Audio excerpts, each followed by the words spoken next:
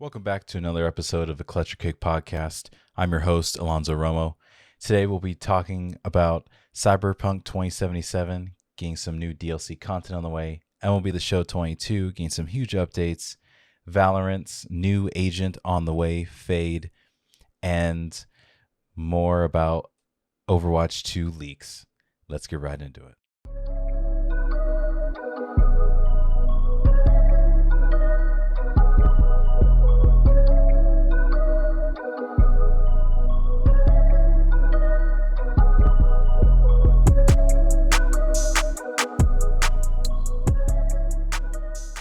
So starting off today, we have Cyberpunk 2077 now officially having a sort of window for their DLC or extra content to be released with the game rather than the base that we've had for the past, 2 years or so. There has been, as everyone knows, who has been following the Cyberpunk trail or the Cyberbug trail, there has been a lot of bumps in the road ever since launch. So many bugs. It's just been a cesspool of just a disappointment of a game, I guess, from the community, the way the community sees it. But they have been releasing many patches along the way, improving the game as best they can. And it does seem like it's actually gotten a lot better than it did, obviously, on that launch day. And they did put out recently a tweet that they did have just a conversation with a business conversation with some of the higher ups, and the first expansion will be set to release sometime in 2023. So hopefully next year we'll be getting some extra content. I don't know what kind of content yet. They haven't released any more details, but they did say also along with that time window that the DLC details will be released a little bit later this year. So my guess is probably around fall. I'm guessing maybe summer, end of summer. Summer is really big for a lot of stuff like this. So I imagine probably summer to be a most likely, but if not, then probably fall.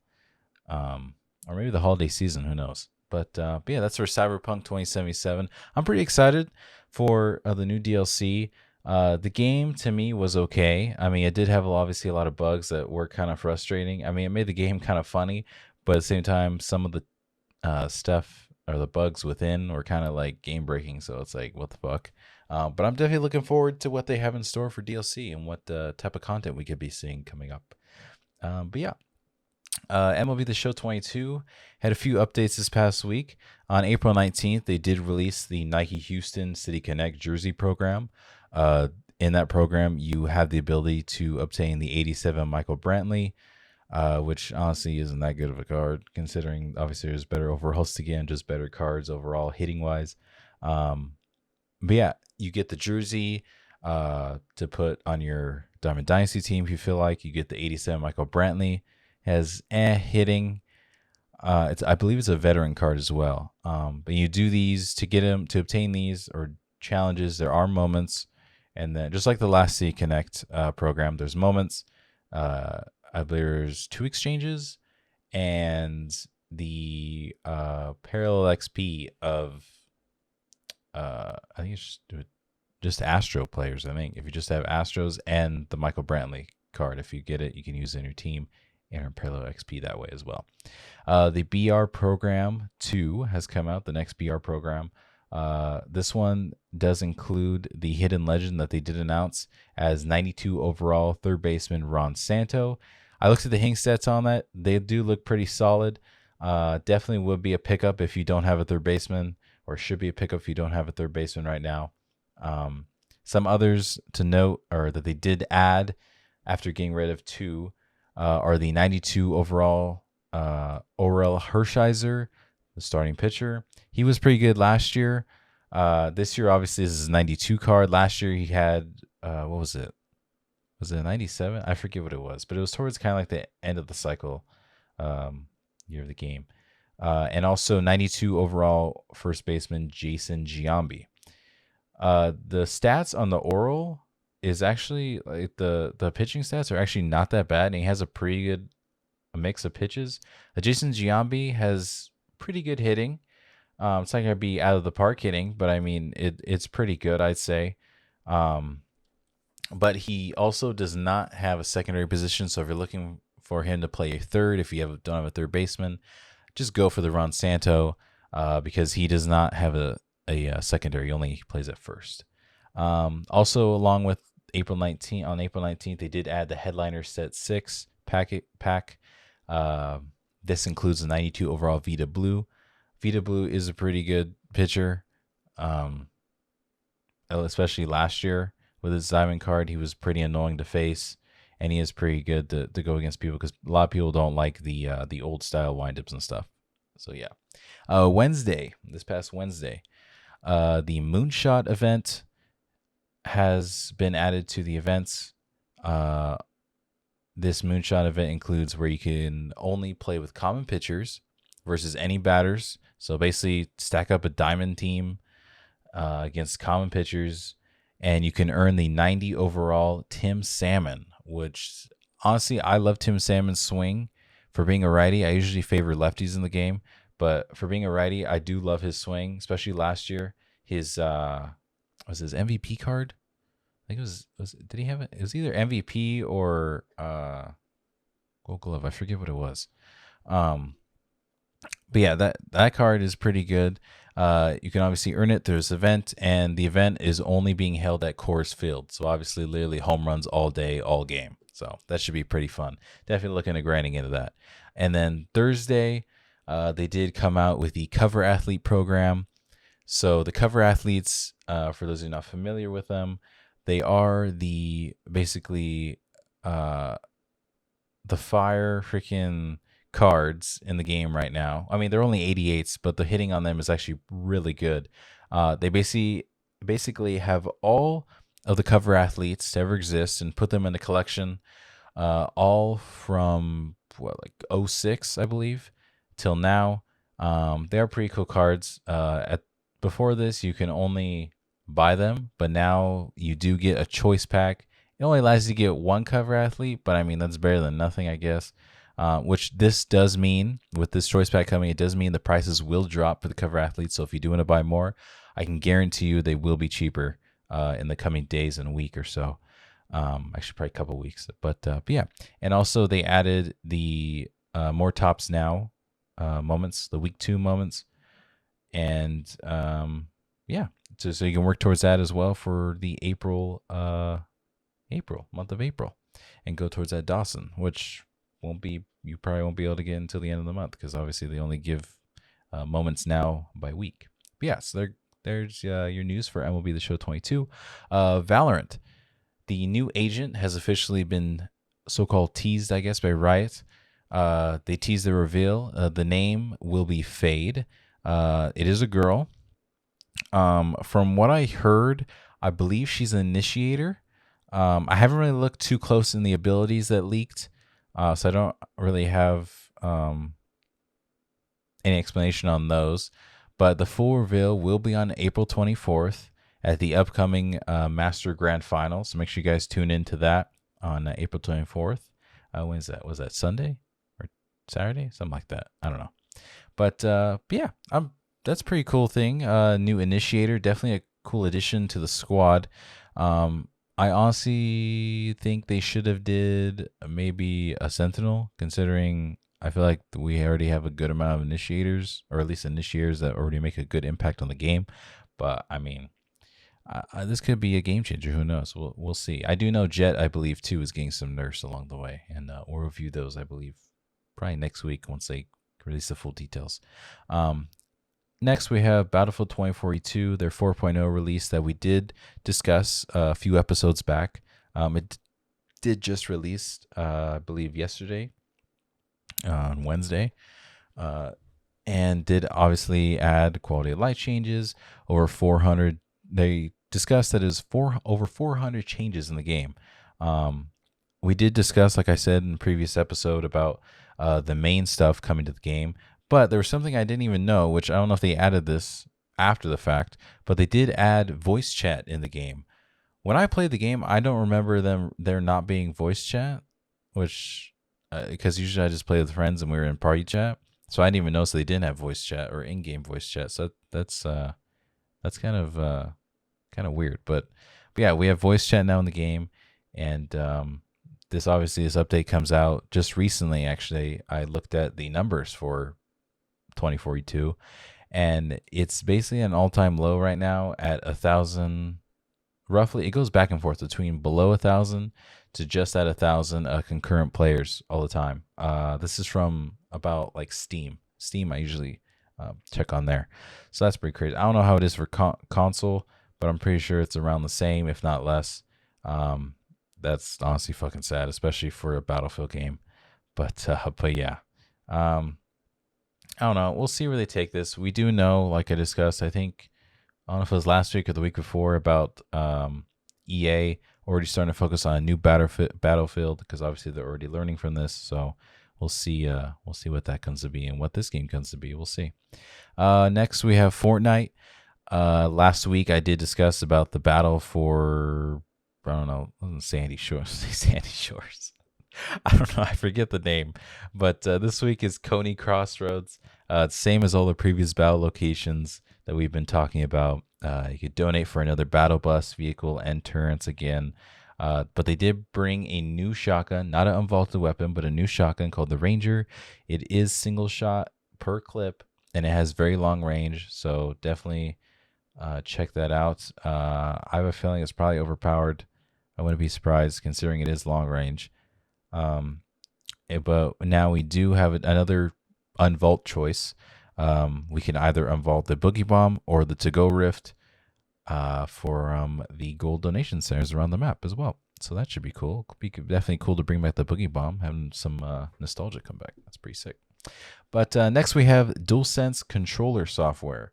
The Sony and / PlayStation has now released an official compatibility firmware or software for DualSense controllers on PC, which is definitely a huge thing. Before, those who used PlayStation controllers on PC had to use that third-party software you always heard about, DS4.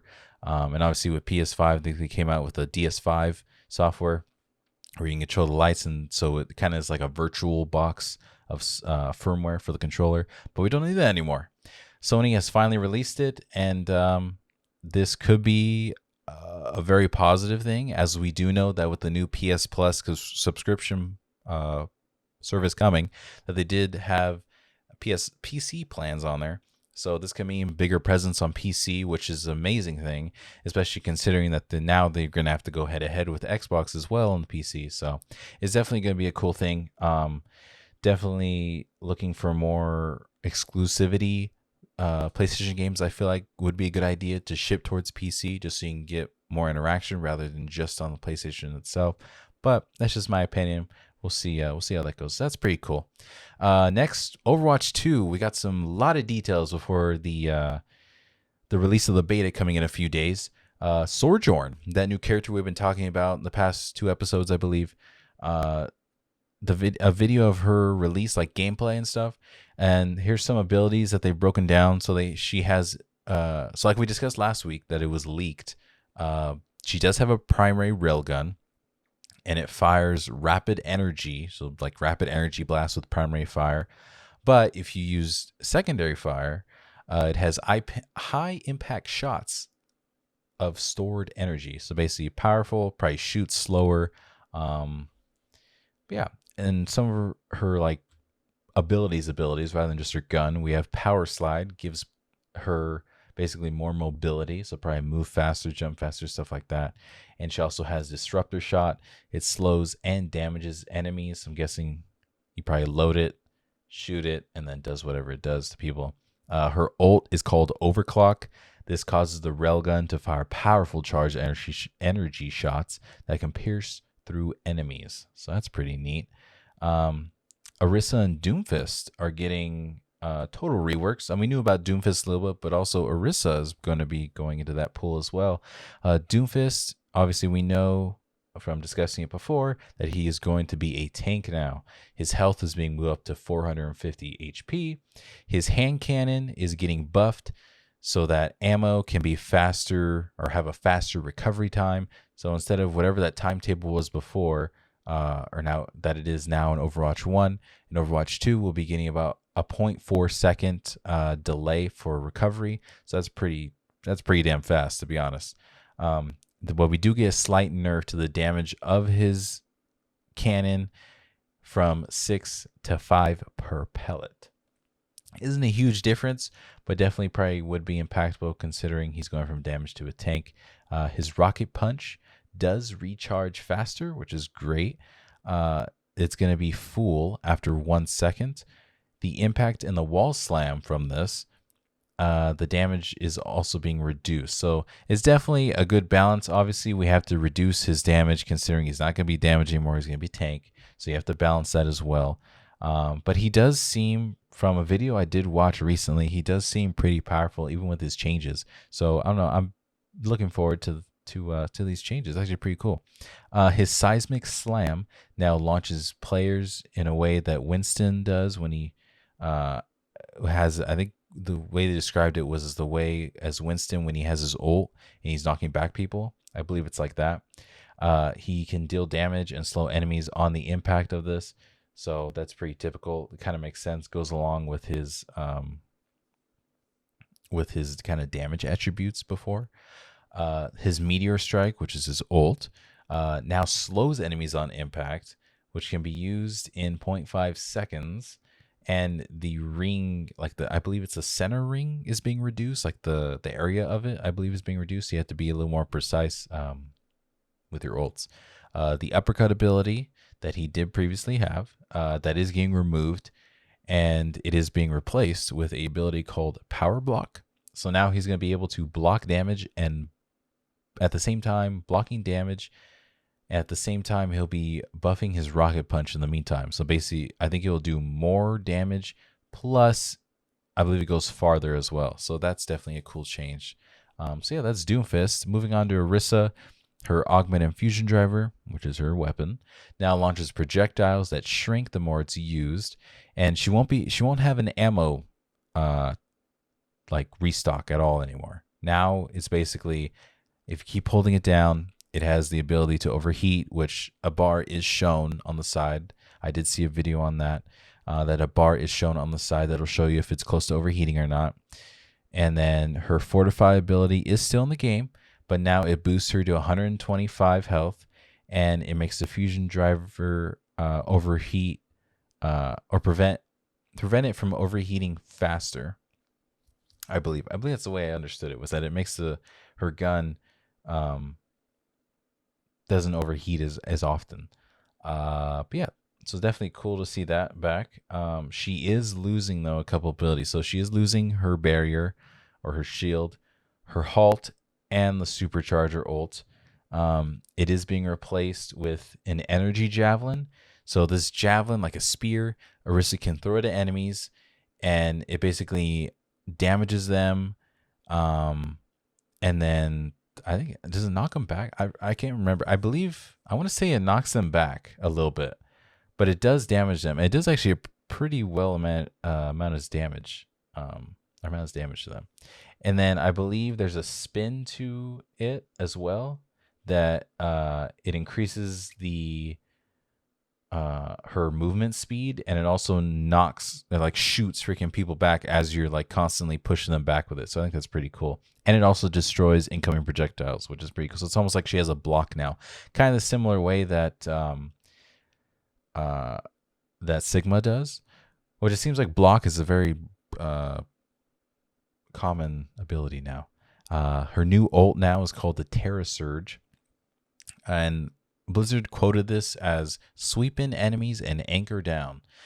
Basically, the way that they're describing it, it gives Orisa effects of fortify, and it builds up surge of damage. So any damage that is surging, I believe, towards her, she builds that up and then slams down, I believe. And then there's an area of effect that happens, and you're able to obviously kill people or do a lot of damage to people. So that's definitely a very wide change of Orisa. It seems a lot more where she can independently take out people as well. So I think that's a little bit cool of a change. So I'm definitely looking forward to that.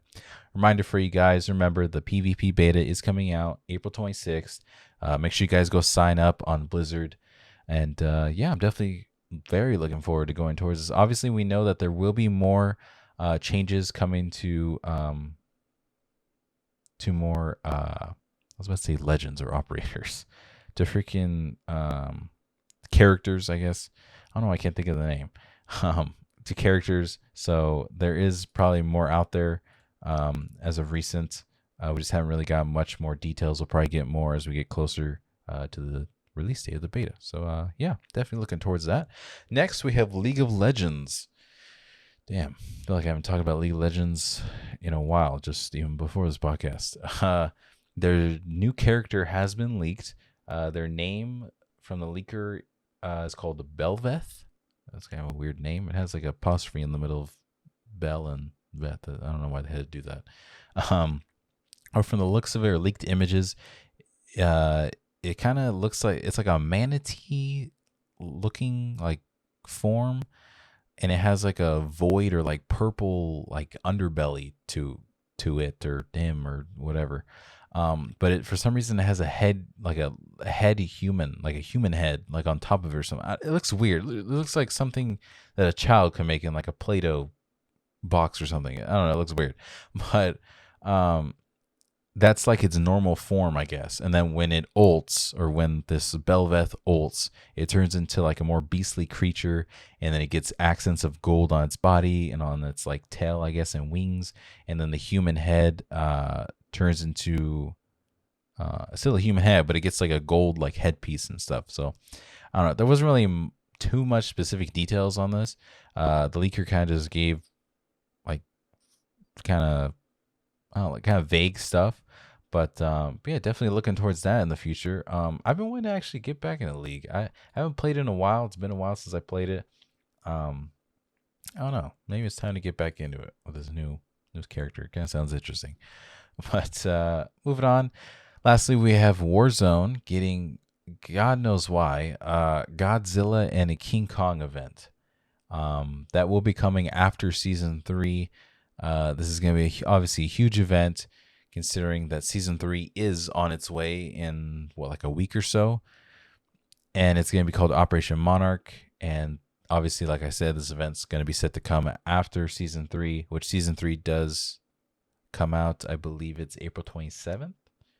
And they said that Operation Monarch will be coming out on May 11th. So that'll be maybe something to look forward to. I don't know. I feel like they're running out of ideas. They did have the Attack on Titan collab, and now they have Godzilla and King Kong. I don't know. I mean, Fortnite's kind of the same way. They kind of just do, I feel like, collabs with anyone. But I feel like Call of Duty, Godzilla, and King, I don't know. Attack on Titan. I don't understand.